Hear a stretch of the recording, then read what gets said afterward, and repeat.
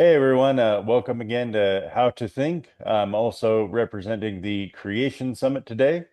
I have a great interview for you here. I've got Brian Lauer. Now he goes and he speaks to different college campuses and schools all across the country. He has a site, Solidify Your Faith. He's going to be telling us about a flood model today, hydroplate tectonics, among some other things. And so we're very glad to have you here. Welcome, Brian. Well, it's a pleasure to be here, Kurt, and I appreciate what you're doing to get the information out there. Amen. I think that's very important. For me personally, I was an atheist, and so part of why I was an atheist is the information that's out there simply isn't out there. You really have to go and seek it out from sources like yourself. So appreciate what you're doing. But yeah, you don't get it at school. You're not going to get it at college. You're not going to get any of these alternate concepts or ideas, and so you're just left in the dark unless you know to look it up. So just tell us a bit about that and yourself. Well, yeah, basically, I never saw the creation model till I was almost 40 years old. I never seen that fossils were a sign of a flood and that evolution was based on lies. And that just happened because my cousin sent me a copy of this video called The Age of the Earth by Kent Hovind. And it's Oh like, yeah. man, they didn't teach me that in school. And my wife and I, we said, well, what else didn't they teach? So then we got his DVD seminar, which was 17 hours long and 7 DVDs. And we just had Hovind night with our kids, make popcorn. It's like, boy, and we learned. And so that was a tremendous blessing. And it is, and so then I just started learning more and more and more. And here I am.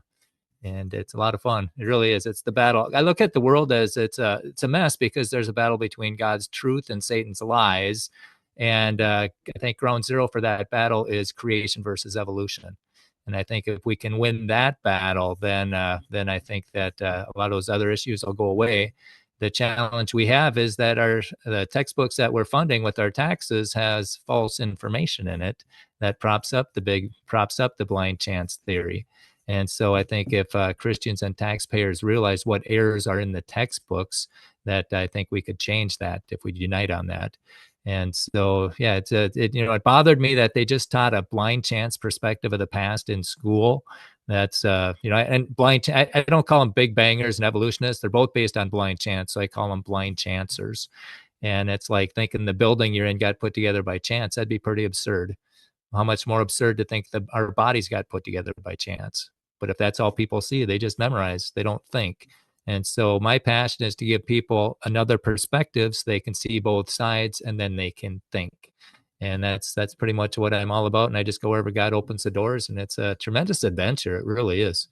And it's got eternal consequences. So I encourage people to get informed and inform others. Yeah.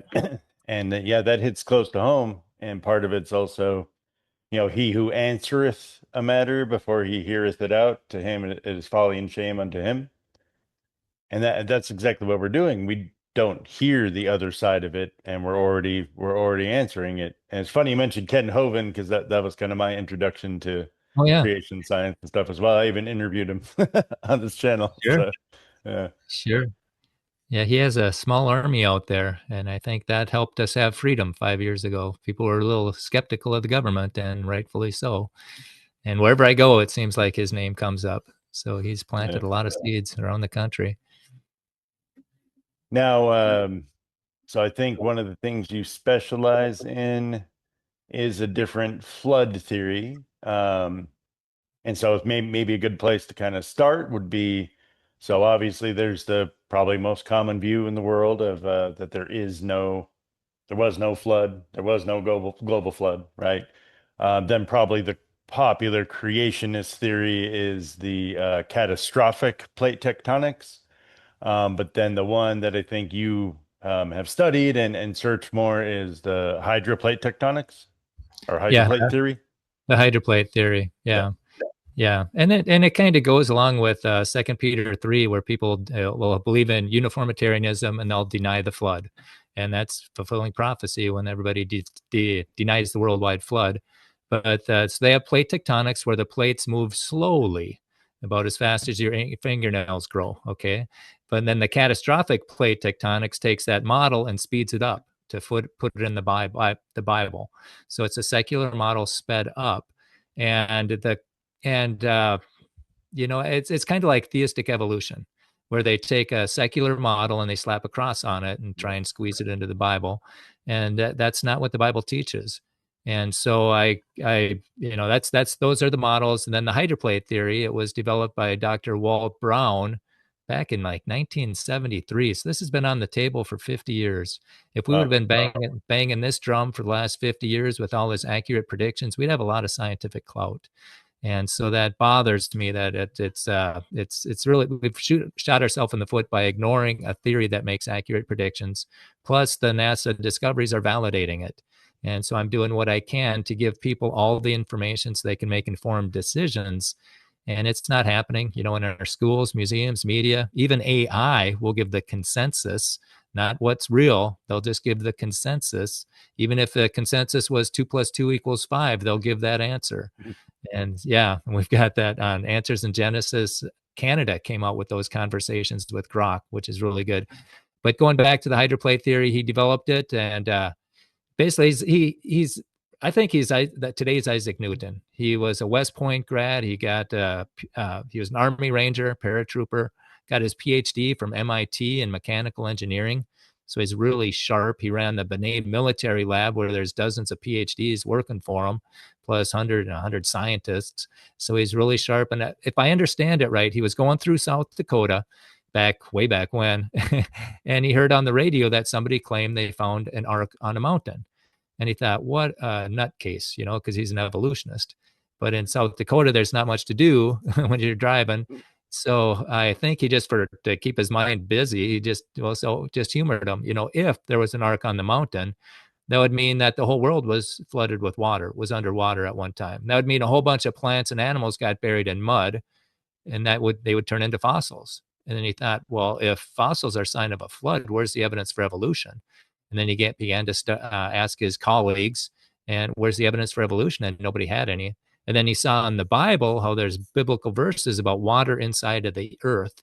And so he thought, well, if there's water in the earth, what would that happen? What would happen there? And most theories, they take what we know, and that's the effect, and they try and figure out what caused it. And the cause is unknown. This is different. He sets up the cause with only one assumption. And that assumption is half of the ocean was inside the earth at one time. That was it. And then he lets the laws of physics go at it, and it shows us perfectly what we have. So just think of the earth as a big apple with the skin of the apple 60 miles thick, made of granite. And that underneath that granite, there's a layer of water about a mile thick. And that's just the one assumption.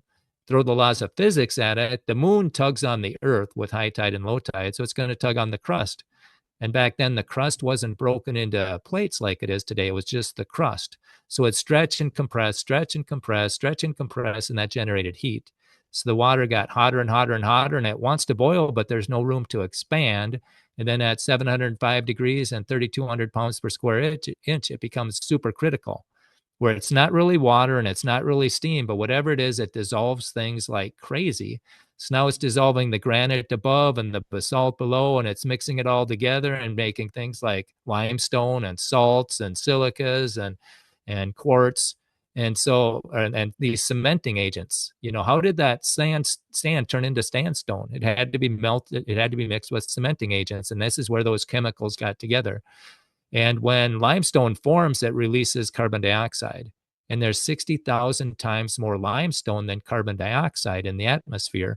So Walt Brown, he asked Bob Dietz when they were both teaching at Arizona State, and he asked him, well, where'd all this limestone come from? And Bob says, beats the blank out of me. And so this can explain it. A good source for diving deep is Brian Nickel. He's got a real good YouTube channel where he talks about the origin of limestone, the origin of comets, the origin of the 90 East Ridge, the origin of radioactivity, and he gives a good overview of the hydroplate theory. And that's a good place to get a lot of information. Very well done. Okay, so this water's getting hotter and hotter, and it's dissolving more, and the crust is getting weaker and weaker, and then finally the crust cracks. And Walt Brown says it's under 372,000 pounds per square inch. Can you imagine going from 372,000 psi to atmospheric pressure of 14.7? It's just going to explode out of there. Just, I mean, if this water bottle had that much pressure in it and it got released, it'd probably blow up my house. And so, it cracked the crust in two directions. That crust went around the earth in two directions and then came together like a seam on a baseball. And that's how it could rain for 40 days and 40 nights. The water's erupting out of the earth and it's raining for 40 days and 40 nights. And with catastrophic plate tectonics, they say lava comes, and and what is the fountains of the great deep? With they think it's lava, and now they're trying to change it into supercritical waters that are getting closer. So anyhow, and people say, well, if that happened on the Earth, wouldn't it leave a mark? And the answer is, yeah, it did. It left the mid-oceanic ridge. That's a 46,000-mile mountain range that goes around the bottom of every ocean, and it's made by stretching it in two directions. They're made of tension cracks, not compression cracks. And so they're straight. Rock is really strong when you push it together, and then you get like a marble cake compression cracks. But when you try and pull rock apart, it breaks at the weakest point, and then it's a straight line. And if you zoom in on that mid-oceanic ridge, they got vertical lines going north and south and east and west, vertically and horizontally. So it's made by stretching it in two directions. It's like, how do you make a mountain range all over the world by stretching it? Well, that's the hydroplate explains that. So how did that happen? That's the mark. But how did it get there? So you got the crust that's cracked, and now you got 260-mile cliffs with water erupting out of there, a tremendous force. That's why that's where we get the sediment for the sedimentary rock, because the granite is eroding on the bottom and on the sides, whereas the mantle or the basalt is being eroded on top of it. And what is it? If you get sedimentary rock that doesn't have carbon in it, like limestone, then it's going to be 65 parts granite and 35 parts basalt. And that's kind of why, because granite was getting eroded on both sides, two sides instead of one side. Okay, so then these two cliffs are getting farther and farther and farther apart, and pretty soon there's nothing to push down on the mantle. And keep in mind, a cliff can only be 5 miles high on Earth before it crushes the rock below. It can't support it. And these are 60 miles high. So it's just crumbling into this hypersonic water that's erupting out of there. And then the cliffs are eroding farther and farther apart. And then eventually there's nothing pushing down on the mantle, and the mantle bulges. And so then the continents, which are on supercritical water, they start sliding. It's kind of like air hockey, And this supercritical water is, I've seen 50 in the book. It says 50 times more slipperier than water. And so just, if you have water on a air hockey table and you hit it, it's not going to go too well. But you turn the air on, it's going to go all over the place. And so that's what's happening with the plates. They are lubricated on this supercritical water, and they start sliding because the mid-oceanic ridge bulged. So North America and South America, they start sliding to the west, and Africa and Europe start sliding to the east, and they keep going until they meet resistance, and then they buckle up and form mountains. And that's why the major mountain ranges are parallel to the mid-oceanic ridge. The Andes and the Rockies, they're parallel to the mid-Atlantic ridge. And then the Rockies is twice as wide because it looks like it slid over the mid-oceanic ridge. And so then you got the mountains that formed up, they buckled, and Walt Brown. So that's the first part is the rupture phase. And that's when the water erupts. And now this is the continental drift phase when they're sliding.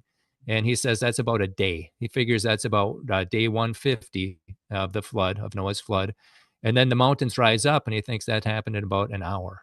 It just buckled up like crazy. So now you have the recovery phase where we're trying to get back to equilibrium.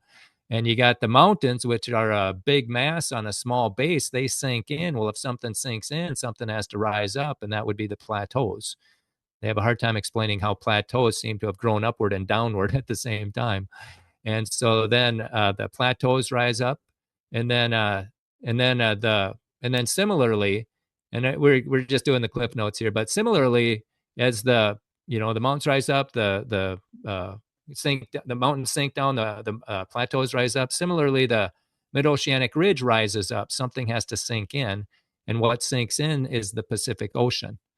That's the Ring of Fire. That's why the Pacific Ocean has the trenches, Mariana Trench, which is a mile deeper than Mount Everest is high. How did that get there? and it's also got all these 40,000 table mounts and sea mounts, all this volcanic activity there, and that's because it melted, and yeah. So then the water, which was covering the earth during Noah's flood, rushed off to fill in the Pacific Ocean, and that's how we get submarine canyons. And some of these are like 3 miles deep. You can't cut a canyon 3 miles deep Yeah. through sedimentary rock or even crystalline rock. And so that showed us that the continents were higher. The water gushed off and cut those canyons, and then the continents have sunk in, and the oceans have risen up and buried those canyons in water. And then, yeah, we'll just fast forward for sake of time. And then some of this, oh, we need to mention this frozen mammoth that's standing up. That's an anomaly.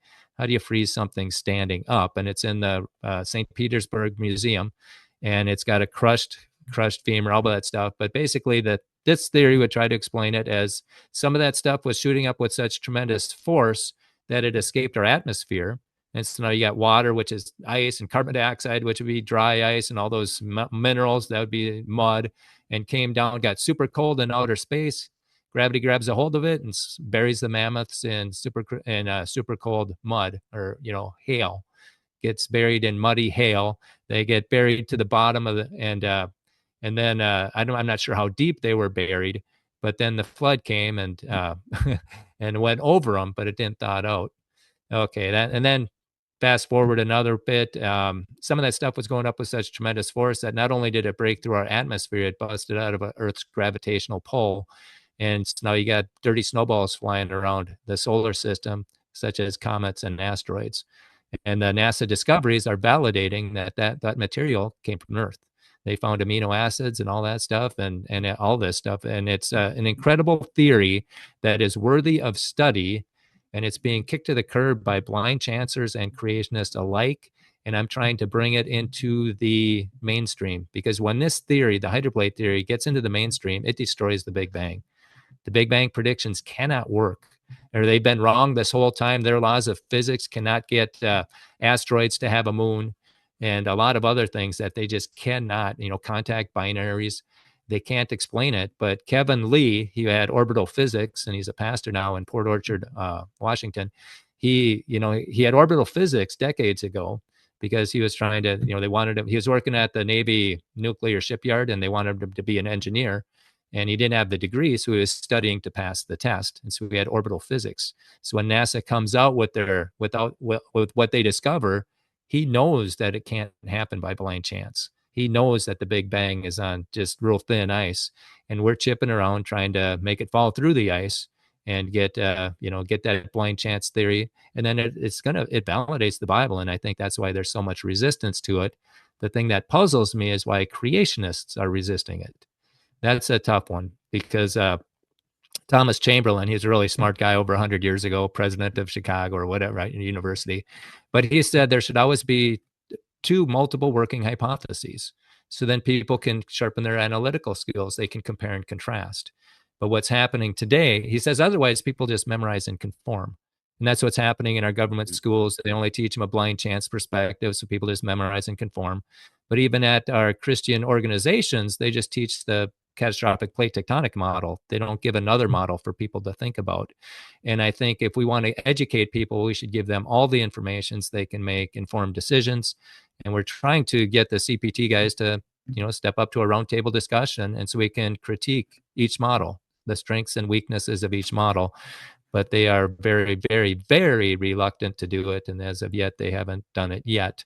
But we keep inviting them. The hydroplate theory is going to be the ninth edition is coming to print this September, rumor has it. And I haven't believed these rumors for 5 years. It's always later this year, but supposedly it's going to happen this time. So we're hopefully putting together a hydroplate conference in November, 6, 7, and 8, possibly, because we had a hydroplate conference in 2023 where Right. we even had a professor from the U.S. Air Force Academy speak about trans-Neptune objects. And so this theory has everything it needs. I mean, we have all the wind at our sails right now. There's more evidence against the Big Bang and evolution than ever before. This information is more easily accessible than ever before with the internet. And now they're broken, the information's broken into bite-sized pieces like never before so people can understand it. Plus, we have a theory that's making accurate predictions, and we've got NASA discoveries that are validating it, and we have a professor at the U.S. Air Force Academy that is on board with this. So I think this is the time to bring it into the mainstream and just have a discussion. That's all I want. If it's wrong, it's wrong, but let's analyze it. There might be details of it that are wrong, but I think with the NASA discoveries and the accurate predictions, I think the framework is right.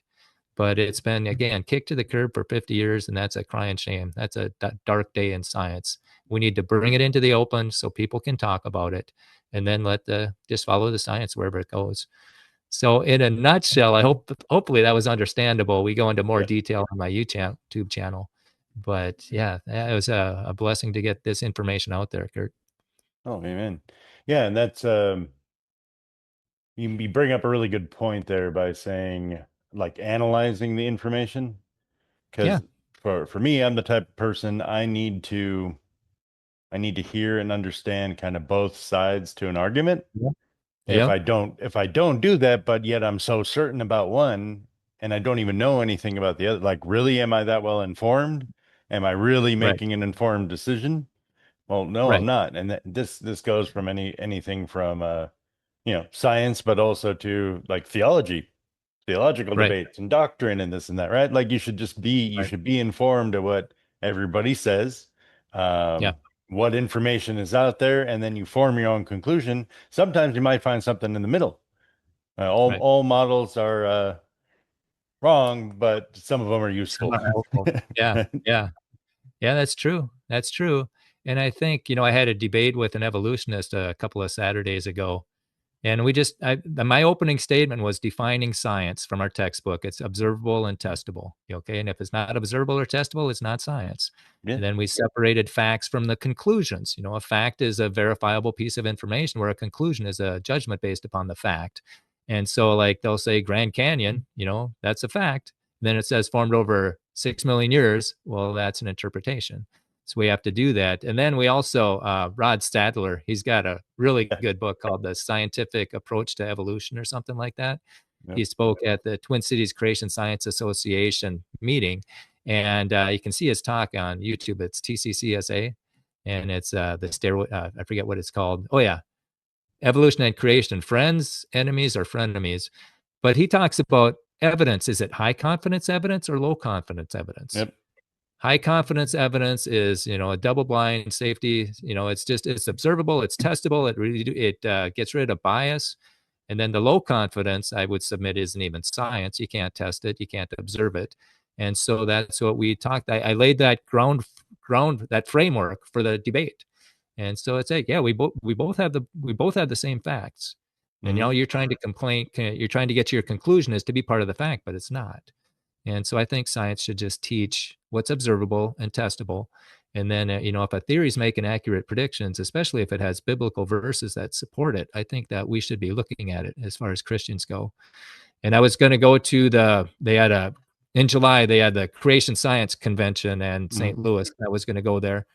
And somebody told me, hey, don't waste your time. Their minds are made up. Go to the homeschoolers. And so that's what I did. I spoke in Minnesota and I spoke in Iowa. I talked to the homeschoolers and I had a booth there and I lost my voice. And on my booth, I had the question, will the Big Bang or will the hydroplate theory destroy the Big Bang? And Hmm. so then people came up, what's the hydroplate theory? What's the hydroplate theory? And I almost lost my voice explaining it to them. But we just plant the seeds and the truth will prevail eventually. And there's that saying, and I'm seeing it, science sometimes advances one funeral at a time. With like the scab lands, J. Harlan Brents, he said, hey, this is from a flood, a glacial flood. But back then, their only paradigm they could use was uniformitarianism. So they Yeah. couldn't allow a catastrophe. And then over time, those people that were indoctrinated to think that way died off. And then he finally got his award when he was 90. And so we're seeing that, people are indoctrinated to think of plate tectonics and they won't look at another Hmm. view. And so eventually the hydroplate will replace it if we get it into the next generation. Right. And that's what I'm trying to do right now is get this into the next generation so that it doesn't die on the vine because it's got the proper perspective of the past. and that's a biblical perspective, and it makes accurate predictions. That's the currency of science, and it's been astoundingly accurate. And yet, for whatever reason, it's been kicked to the curb, and I'm trying to get it into the mainstream. But it's a little more Yeah. difficult than you would think, because you would think science, hey, let's take a look at these theories. They don't invite hydroplate people to come to their conferences. So we had to have our own 2 years ago. And but eventually, it's starting to gain traction. I've heard PhDs mention it positively. And so, and then the other thing we need to get addressed is, there's creationists out there that are somewhat associated with these big organizations, and they're afraid to talk about it. They're afraid that it could wreck their relationship with these big organizations who are selling Mhm. their books. And so that's not science. We need to get all the information. People should be able to speak freely without any fear of consequences of, whatever, breaking their relationship with the big organization. And so that's the other that's probably the first domino that has to fall, so people can speak freely, and also that gives the people the ability to think. Because when people can't speak freely, that it violates the speaker, but it also violates the rights of the hearers. People Mhm. need to hear what they have to say, and we sure saw that during COVID. And so people have to have the ability to speak without any fear of any repercussion. That's the first domino that I found. I thought the first domino was we need to have a creation organization at least put it up in their museum so people can think. They don't have to endorse it, but just put it up. Let people Yep. think. That's the first domino. And then the second domino is have somebody endorse it. But what I've come to realize is the very first domino is people need to have the freedom to think, and to speak. And Yep. tragically, it's not there. It's getting better. The censorship, the dam of censorship is breaking. And thank God for leaders that allow, the hydroplate to be. There's one organization, they even brought it in. They invited hydroplate guys to come in and talk to their scientists, because the leader wanted his scientists to know what theories are out there. And he said, Wow. I want to hear what the hydroplate theory people have to say. I don't want to hear what people have to say about the hydroplate people. And so the leadership is changing, and it is gaining traction. And now I think the big thing is when this ninth edition finally gets to print. It's been on the back. They've been trying to print it since 2019. And so, but hopefully this fall it gets out there and we get the hydroplate conference and people have it in their hands, and then people start thinking. Because when we can make accurate predictions, we'll have so much clout in the evolutionist community if we can get this in the mainstream. And then all they can do is censorship. Then that's about the only card they have. But we just need a grassroots people understanding what happened during Noah's flood and getting informed and informing other people. Yeah. Yeah. That's and I like that you mentioned thinking. Like Yeah. the channel I have here is how to think is what I named it. And Right. that is a big principle of it is having the information, seeking things out for yourself, right? And if you're Right. so convinced of your idea, Yeah. well, and it's so true, then Yeah. won't it prove itself to be true? So why are you worried about it? Why are you trying to suppress other ideas? If your idea is superior or your idea is true, then that's going to come out every single Right. time. It's going to win every single time if you just honestly seek it out. Right. So, And it's a tragedy because I was at a creation. I heard a creationist speak, and I afterwards it was Q&A, and I asked him, what what he thought of the hydroplate, and he said it doesn't work. And I said, well, why not? And he said, well, it breaks laws of physics. And I said, well, which laws of physics? And he said, I'm not sure, but the geologists I know don't go along with the hydroplate. That's real similar to a creationist talking to an evolutionist. The yeah, evolutionists, all the biologists I know don't go along with it. yeah, And so what I found out, they're relying on the creation geologists to form their opinion.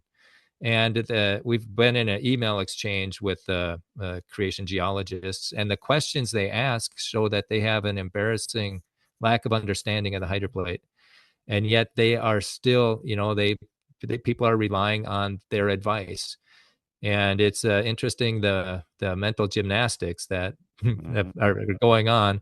And if you want to see the emails that have been flying back and forth, I did a presentation on this called Jousting Flood Models. It's on my YouTube channel, but it's not real prominent. You're going to have to search jousting. Yeah. And one of the experts, CPT experts, he accused us of being part of a satanic assault. And it's Wow. like, yeah, it's like, well, that's for one thing, that's not science. And for another thing, well, and my response was, well, if that's true, you should really step up to the microphone and end this assault once and for all. And he still runs from the microphone. So that's where we are in science right now. And it's not a good look for creationists or for scientists No. to ignore a theory that's making accurate predictions and being validated by NASA discoveries. And that's really not a good look. And so I'm not sure how we're going to get it in the mainstream, but man, I'm swinging for the fence wherever I can. And hopefully this hydroplate conference comes about in November, and hopefully the book is available, because when people have it in their hands, oh my goodness, it is so much fun to read. Just Oh going yeah. from footnote to footnote, it's so well sourced, and it's got all these decision trees at the end of every chapter, like Grand Canyon. It explains it perfectly. And then at the end, it's got, on top of the table, it's got 9 theories trying to explain Grand Canyon. And then on the side, you've got all these features of the Grand Canyon, probably 24 of them. And then it's red, green, and yellow. Does it do it really well? That's green. Does it kind of do it? That's yellow. And does it not do it at all? That's red. And Wow. then you go through, and the hydroplate theory is green all the way down, and everything else is red and yellow with maybe a couple of greens. And then he does the same thing with the origin of comets, the origin of limestone, the origin of the universe, the origin of radioactivity. And so it's an all encompassing theory that I think is really good at giving people all the information. And Wow. they're all sourced, and it's just so well done. Just a brilliantly put together book. And I encourage people, hopefully that's going to be the Christmas gifts this year. They're going to be available. Oh, there And we go. and start donating them to your libraries, and then encouraging the creation organizations to give it a view. Yeah. Why are we censoring it? Why are we, especially when it's making accurate predictions? It'd be interesting to see what they say. No, you keep mentioning these scientific studies and predictions. Yeah. Um, whoa, could you give an example of a few of those? Yeah, like he accurately predicted that yeah, I could probably even show you some of them, but just Yeah. off of the top of the head, he accurately predicted that comets or asteroids would be floating rock piles. He accurately predicted that that they'd have rounded boulders in them. It's like, well, how are you going to get rounded boulders in an asteroid? When they break apart in space, they're going to be jagged, but these Uh-huh. are rounded. The only way you get rounded is if they're going through if they're going through um, um, going through fast flow of water. And yeah, I'll just read them here for you too. The confirmed ones, you probably can't see it though. He made a prediction: beneath major mountains are large volumes of pooled salt water, and that was confirmed in 2001. And then he also predicted that crystalline rock under Gibraltar, the Bosporus, and the Dardanelles, and the Golden Gate Bridge will be formed to be eroded into a V-shaped notches. So I suppose that's where the granite cracked, just like the inner gorge of Grand Canyon. Okay, and this was published in 95, and it was confirmed in 99 or 98 and 2009 and in 2018. And then he also predicted let's see here. Soil and erosion channels on Mars will contain trace of Earth-like soluble compounds such as salt from Earth's pre-flood subterranean chambers, and that was confirmed in 2004. He made the prediction in 2001 and was confirmed in 2004. And then some comets, asteroids, and meteoroids will be found to be made of crystalline material forged in extreme heat, like cubonite. That thing that has to be formed in scalding hot water. And it was made in the 7th edition in 2001, and it was confirmed in with Wild 2 or Wild 2, the Stardust mission in 2004, and Comet Temple 1 in 2005. And then he said some large near parabolic comets, as they fall towards the center of the solar system for the first time, will have moons, and that was confirmed in 1997 and 1998 with the comet Hale-Bopp. And then asteroids, like I mentioned before, would be our rock piles, often with internal ice acting as weak glue. Large rocks that begin the capture process are near the center of the asteroids and comets. And that was confirmed, let's see, in 2024. And also that with the DART mission, they tried to redirect an asteroid, and so they hit it with something, and it was a lot. It wasn't a rock, and that was actually predicted by Kevin Lee. He emailed the NASA scientist and said, if you try to redirect an asteroid, it'll work if it's a solid rock, but it'll fail if it's a bunch of loosely held boulders. And it was a bunch of loosely held boulders. So now there was like 30 some boulders coming at us, but supposedly they're going to miss. And he also he talked face to face with that NASA scientist with the Stardust mission when they were getting stuff back from the comet. And that was Dr. Brownlee out of Washington. And he said, you're going to find stuff from the Earth in that comet. And he was predicting, no, we're going to find stuff from the outer solar system, like the Oort cloud. And he was shocked to find stuff from the inner solar system. So we're making accurate predictions. Okay, moving on to prediction 40. Most of the rocks, pebble size and larger, comprising asteroid and comets, will be found to be rounded to some degree. And that was confirmed. And then Planet X will not be found in the next 5 years by January 2021 because it does not exist. And that was confirmed. They hadn't found it yet. Bones or other organic remains that contain enough carbon are believed to be older than 100,000 years will be shown to be relatively young in blind radiometric tests. And that was confirmed in 2001. That's the thing. They don't do blind tests when they carbon date something. That's a problem. Yeah. And then, beneath major mountain ranges are large volumes of pooled salt water. And they found in 1980 supercritical salt water appeared to be below the Tibetan Plateau. That's what those black smokers are in the bottom of the ocean. That's supercritical water coming out of the ground. Oh, And explains it. And so that's just some of the things you can see these. You can see these predictions. You can actually get a digital form of the hydroplate theory if you go into rsr.org. That stands for Real Science Radio. rsr.org oh yeah. slash HPT. And then there's a link that says 9th edition.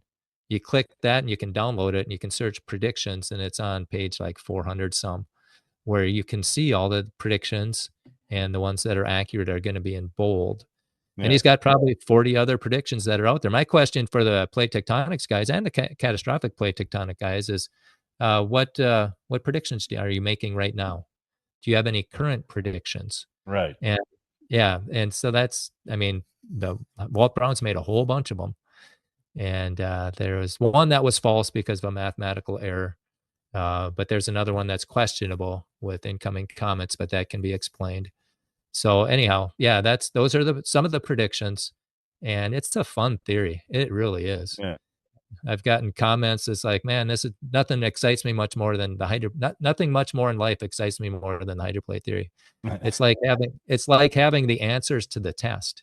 And Yeah. whenever they discover something, I mean, there's an adage out there: all scientists work for Walt Brown. Yeah, supports the Walt Brown, the hydroplate theory. And even AI works for Walt Brown, but it's been reprogrammed, so now it's not as friendly. But Sure. You get different yeah, things from AI. yeah, that's another talk that I did on my YouTube channel. AI works for Walt Brown. You can see what it said to these questions, and then when I was going to do it, I got totally different answers. So then I got the screenshots from where I heard about it before. And I suppose it covers the, great fountains of the deep breaking Yeah, open better than CPT. And sounds like CPT does it kind of start from Pangea as well? That concept, or that would be my guess. yeah. Yeah, it's just the plates. They just took a secular model and they sped it up. And I think we should make a biblical model. And you Yeah. can go into Real Science Radio, rsr.org/HPT. You're going to get all the information on the hydroplate. And Oh, okay. you're going to see the biblical verses that support each theory. It's a table. It's got hydroplate, it's got canopy, and it's got catastrophic plate. And then it's got a list of verses, that support, and mainly it's all hydroplate. Yeah. The one thing that I do disagree with about the hydroplate, they say the firmament is the granite, and I'm not sure about that.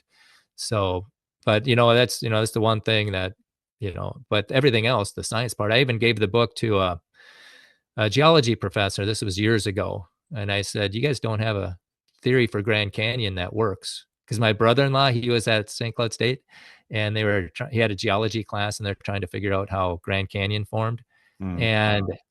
and they spent a week on it, looked at all these theories, none of them worked. And then on Friday, the professor said, there's one theory we haven't looked at. Anybody know what it is? And the kid raised his hand and said, no, it's flood. And the professor said, it got real quiet. And the Mm. professor said, you're right, but we can't talk about it. Oh, of And course yeah, not. yeah, it's not interesting. They don't have a theory that works, and yet they won't talk about one that could. And I don't think it formed right after the flood because you need the mud to solidify. Otherwise, all those steep walls would have just slumped in.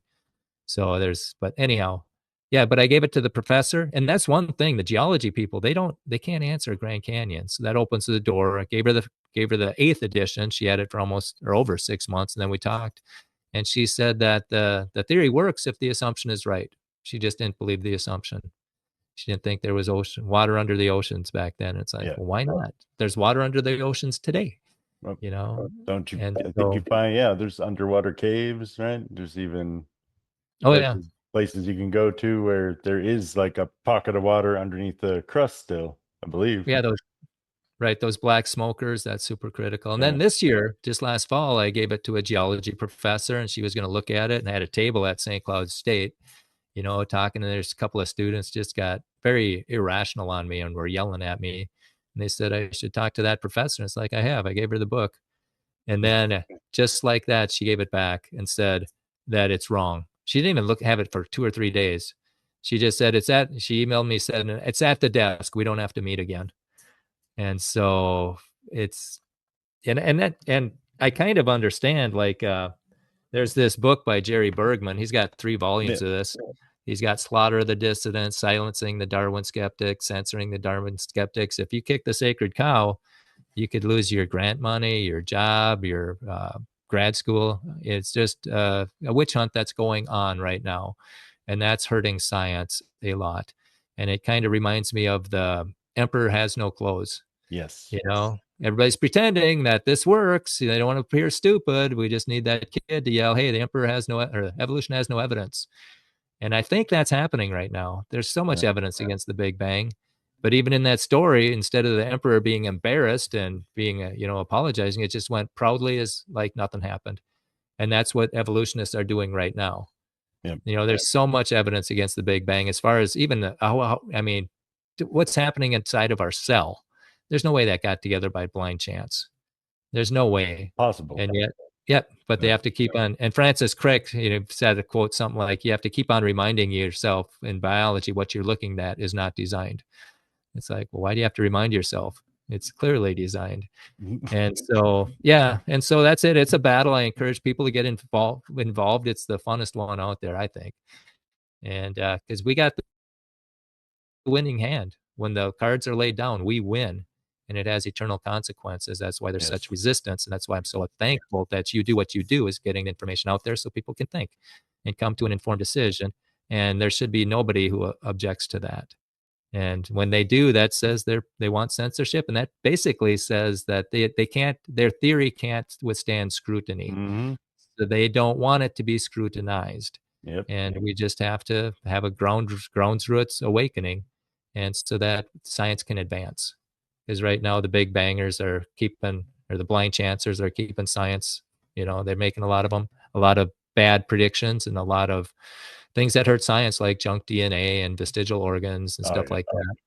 And then even the catastrophic plate tectonics people, they're holding this down. And so this is, I think, the battering ram that destroys the Big Bang, and they're withholding it from people. Yeah. And that's one of the things. If you can have a biblical theory, who is it? Mike Snavely. He does these presentations all over the world and gives tours, and he says this thing really helps people realize the Bible is true. Yep. And when people are censoring it or hiding it, it's like there's souls in the balance. You better make doggone sure you're right and start making some accurate predictions or reconsider. And so, yeah, that's it's an exciting battle. And again, I encourage people to get involved. Amen. Yeah, that reminds me. I believe it was Napoleon. He said, "People believe anything as long as it's not in the Bible." Well, yeah. Well, yeah, and So, even people, I'm at the college a lot, and people scoff at the Bible. It's like, hey, you're just fulfilling prophecy. hmm. The Bible said you'd be here. And yeah, there was one time a guy. a psychology major. He asked me, "What are you doing here?" And a lot of times I say, I just want to give people an opportunity to think. That's not happening in class. You need to see both sides. But this time I said, if you saw a blind person walking toward a cliff, would you warn them? He said, yeah, absolutely. And I said, well, that's what I see. I see people who are blinded for whatever reason. They can't see the creation or Jesus, and they're walking towards a cliff. And if they go over that cliff without Jesus, they spend an eternity in hell. And I don't want that. And God doesn't want that. That's why I'm here. And I said, they can choose that. Nobody can force them to go to heaven. They can choose to go off that cliff, but they're going to have to consciously walk by me and make a conscious decision to reject Jesus.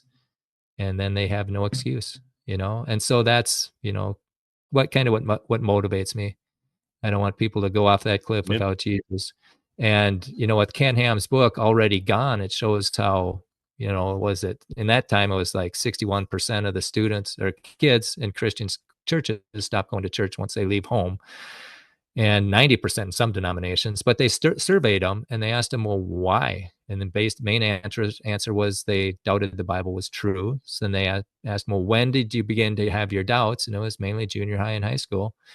In Minnesota, junior high, 8th grade earth science, they have the Big Bang rammed down their throat.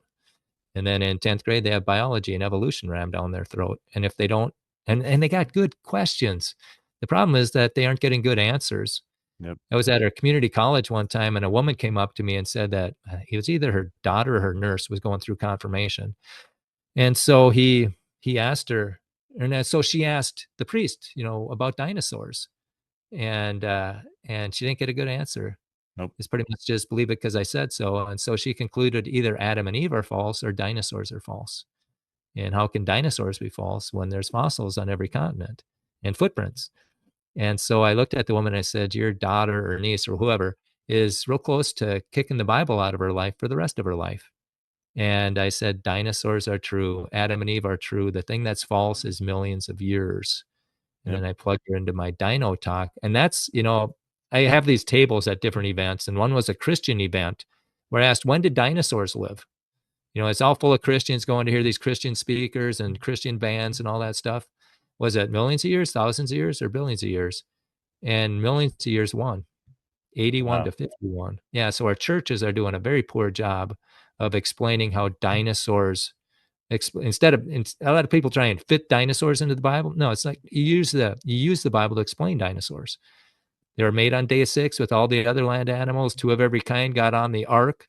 They were young ones, so they could fit in the Yep. door. And then all the rest of them died. A lot of them turned into fossils in the flood. And then they got off the ark, and people called them dragons, Yep. and carved them and castles and canyons and temples.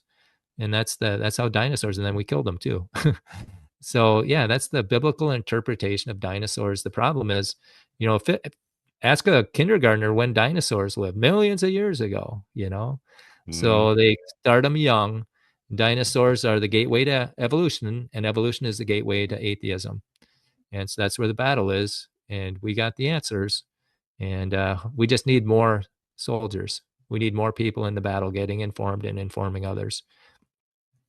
Yeah. How would because the description in Job, I believe it's Oh in yeah. Job 40, a behemoth. Yep. So 40, How 15. how Behold, could a document that old be yeah. describing a creature like that that does not describe any creature, at least that's living today, that we know of and have studied, right? Right. Because what it could be possibly describing a crocodile, but crocodiles don't eat grass.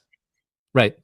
Oh yeah. So so what else Yeah. could it be that has a tail like that? Well, obviously it's describing a dinosaur. So Job was told to behold one. He was told, look at it. So Right. how was he able to do that just from looking at bones? No, I don't think so. Right. Right. Yeah. And that Answers in Genesis Canada, they have those conversations Mhm. with Grok. The first one, it proved the Bible. They had to have designed, but he had to always say, based on logic, mathematical probabilities, and observable science. And he got Grok to say, yeah, that could be the God of the Bible. And then he asks him, well, what would you call somebody who denies all this evidence? And Grok says, well, the trillions of organisms living all around the world that point to a designer, to deny that, you would be irrational or in denial. And so then he, why? And then he asks, if let's just forget about what we talked about, treat me as a brand new user. How did life begin? And it was abiogenesis and evolution. He goes, wait a minute.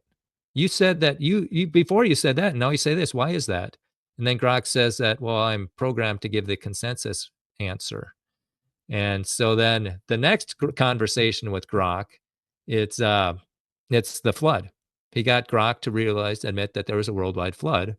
And then again, he answered, first time user, nope, millions of years, all that stuff. He said, why is that? And then he asks him, if the consensus says that 2 + 2 = 5, what would you tell a new user? And Grok said we would tell them 2 + 2 = 5. And so Grok is just doing the consensus. And I encourage people to watch those, Wow. and then the last one was dinosaurs and man. And then, at the end of that one, it's like, yeah, you're going to do the consensus, even though it breaks lots of logic. And that's what Grok will do. Yep. So AI is exposed itself to be a propaganda machine.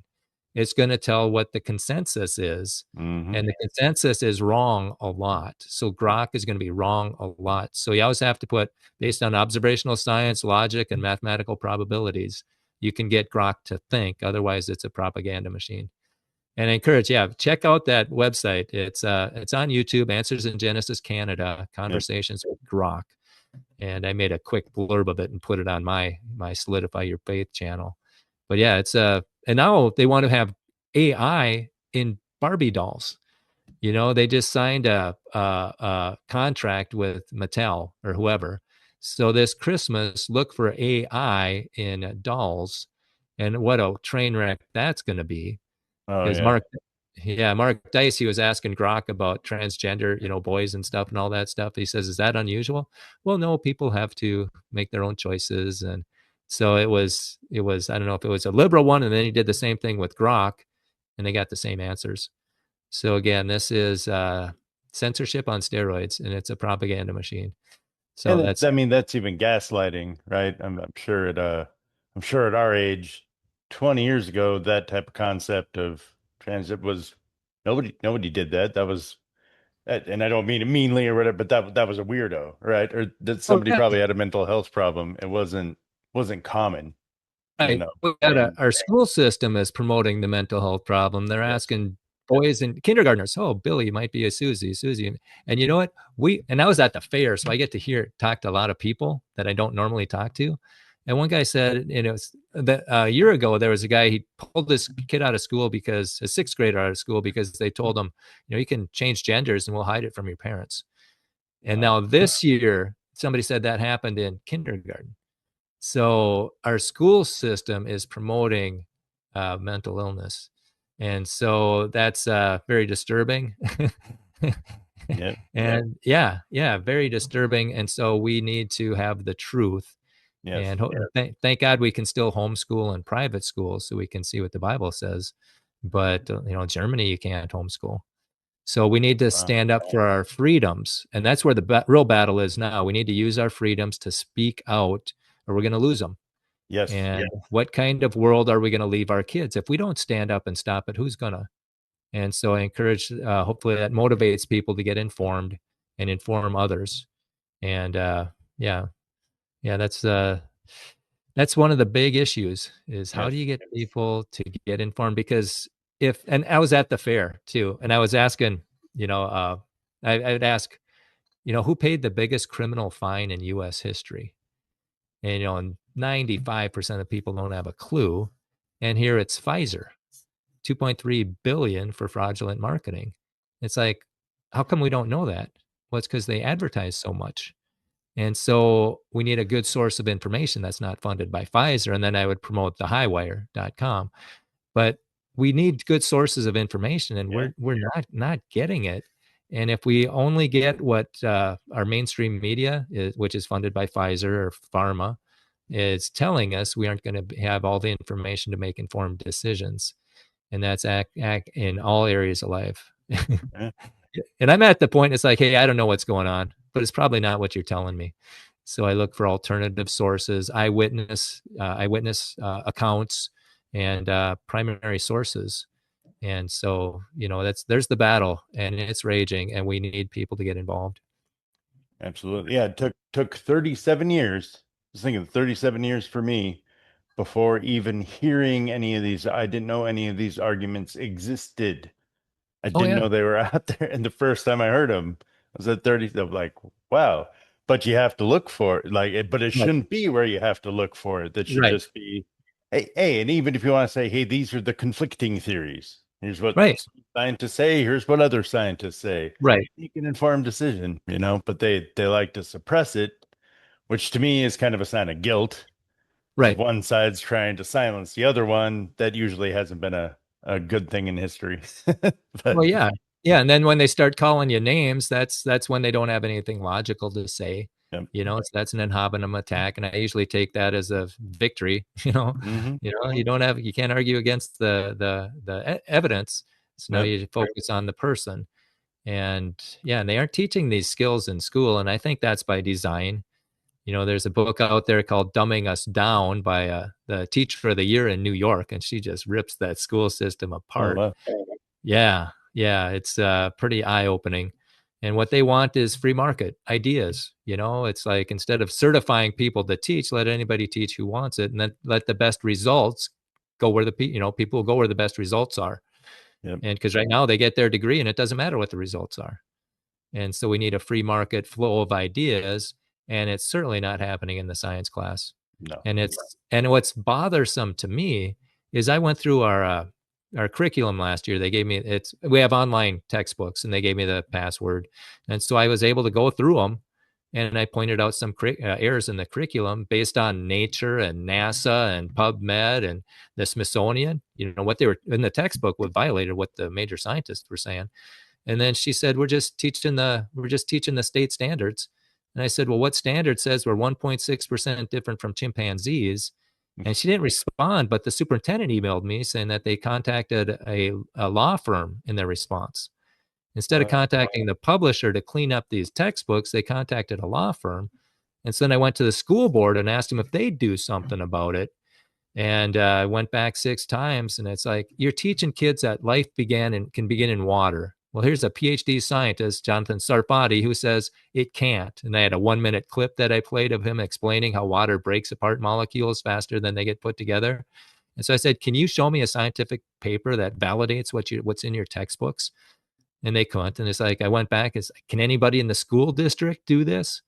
And these comments are on my YouTube channel. I got a playlist just for the school board. And so hopefully people realize that they're paying for errors, not only for a blind chance perspective to be taught as dogma. I mean, that makes me ticks me off.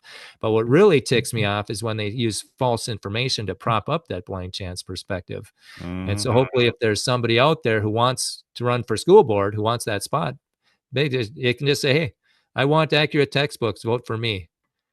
Because in my school district, only 1 in 4 students can do math or science at the state level, and only 1 in 3 can read at the state level, the Wow. standard. But guess who gets the superintendent of the year? We did. So that shows that our Department of Education does not value education. What they value, I have no idea, maybe social programming. But parents need to, and taxpayers need to be informed and maybe even wake up. People say, well, I went to government schools, public schools when I was a kid. Yeah, well, they're different. Yep. Things have changed. Things are night and day different.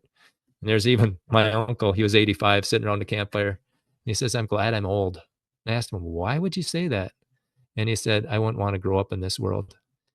And he's got some validity. I mean, those poor Yeah. kids are getting lied every which way from Sunday. They need somebody there with the truth. And that's where we need to get involved and involved with a passion. Yeah, it's very important, especially how much it's targeting the youth, you know. Right. Um, and anybody out there, if you're not familiar with it, I'd look into the Prussian, I believe it's Prussian system of Oh, education, which is what our entire education board was based off of. really? Essentially, it is not training people to be free thinkers or to be creative. It is teaching them how to be obedient. So it's Yes. producing employees, not Yes. employers, right? And Yeah. that's the whole design behind that system. Yes. And we adopted it in the Board of Education back in like 20s or 30s or something with Rockefeller. Yeah. So interesting stuff. Yeah, yeah. Alex Newman, he's got some good talks on that. And he talked about why kids can't read. And it's because they're not being taught phonics. And they knew that was a train wreck way back with whoever it was, Horace Mann or whoever. They tried it in New England and it was failed. And then it Mhm. was a Dewey who dusted it off a few decades later and got that pushed into, then the Columbia University. That's the most powerful teachers college in the world. It's not even a close second, and that's Mm. what they're still teaching is they aren't teaching phonics, they're teaching that sight sound thing. Mhm. And so apparently they don't want them to read, and I think somebody's suing the college. It's like, this doesn't work, why are you still pushing it? And you're right, they don't want free thinkers, they want government slaves basically. Yeah. And yeah, and and they don't want us to know what our freedoms are. That's the other thing I did at the fair too. It's like, hey, what's in the First Amendment? You go to the Marines or the Army, do your chin ups, get your prize. You take an oath to defend the Constitution, right? And they say, yeah. Yeah. And I said, well, did they tell you what's in the Constitution? And they said, no. And I said, well, can you tell me what's in the First Amendment? And I yet to have anybody who's taken an oath, that includes policemen, elected officials, everybody, who can tell me what's in the First Amendment. So if we don't know what our freedoms are, it's a lot easier for a tyrant to take them away. And Yes. so I'm trying to get that into the mainstream also. And in that dumbing us down book, that teacher of the year said, you know what, genius is common. It's more common than you expect, than you think. It's just the school system that we force our kids into, they don't allow that genius to flourish. They don't allow kids to think. They're always memorizing this and memorizing that. And it makes, she said, or he said, the first thing I teach is confusion. All these different subjects and they don't really link together and you don't have any, why do you learn this? Confusion. And then class, you break them into class. There's always the lower class Hmm. and conformity and the bells, don't do anything that matters. The bell's going to break it up anyway. And so they said it's like a 12-year prison sentence. And by the time they get out, their desire, their creativity, their curiosity is gone. Yeah. They don't want to pick up another book. And so certainly don't want to have a business. They don't know how to do a business or taxes or investments or savings. They learn everything they shouldn't know and then nothing of what they should know, apparently. I Hmm. mean, just look at society. And so, yeah, there's a battle there also. Yeah. It's good stuff. Well, I appreciate you, Brian, being on. This was a lot of fun. I think a lot of great information. Is there anything else that you wanted to go over or touch on, or how are you feeling? I think we kicked a lot of sacred cows today. I would just encourage people to get informed and inform others, and Yes. maybe check out my opening statement to in the debate, so we can get that in. The what science is, it's observable and testable, and then in my closing statement at the end of that debate, I give a lot of resources. So again, we have everything we need. There's again to repeat it. There's more evidence against evolution than ever before. There's this information is more easily accessible, and then I have a list of all these cool websites where you can get good information. I really like Long Story Short. It's a cartoon that shows what's happening inside your cell. Just can't happen by Mm. chance. And then it's even sourced. It even has the papers there that if you need that. And so I was looking up a lot of them, and it's broken into bite-sized pieces. And again, we got the theory that's making accurate predictions, and NASA discoveries are validating it, and yet it's being kicked to the curb. We have to get involved. And we have the Air Force Academy professor too. So we have everything we need. We just don't have enough people. So I strongly recommend that people get involved. This is how we can destroy the Big Bang. And then also have what was it? A radical dose of skepticism is the Yes. most rational position to have today, Yep. because we are getting lied to and gaslit all over the place, from our politicians to our media to our government schools. We need free thinkers, and I don't meet them on campus. No. It's like they know what to think, they don't know how to think. And then if I do meet someone who knows how to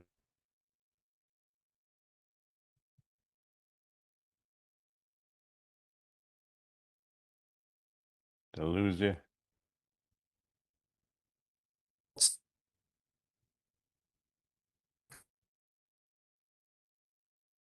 Oh, cut out there for a second. Or you're still frozen.